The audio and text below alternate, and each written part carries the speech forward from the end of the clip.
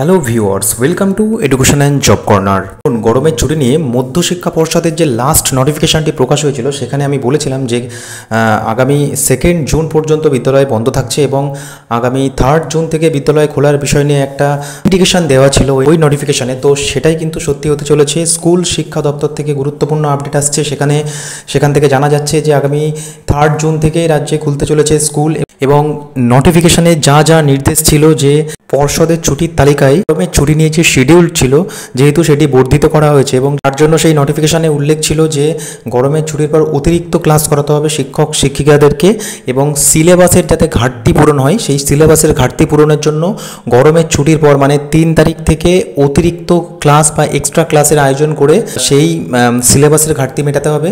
এবং এরপর পাশাপাশিও যে খবরটি জানা যাচ্ছে যেহেতু ভোট চলছিল, আপনারা সবাই জানেন এখনও ভোট শেষ হয়নি, সব বিদ্যালয়ে ভোট হয়ে গেছে এবং সেনাবাহিনী যেসব বিদ্যালয়ে ছিল সেই সব বিদ্যালয় থেকে সেনাবাহিনী চলে যাওয়ার পরে সেই সমস্ত বিদ্যালয়গুলির অবস্থা কেমন এই মুহূর্তে, মানে পরিকাঠামো কেমন যেহেতু বিদ্যালয়ে ব্যবহার করা হয়েছে সেই বিষয় নিয়ে কিন্তু রিপোর্ট তলব করা হয়েছে।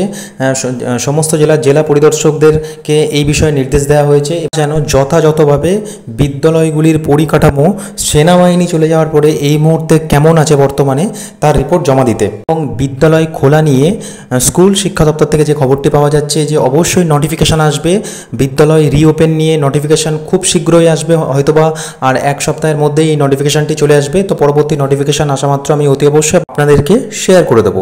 ধন্যবাদ।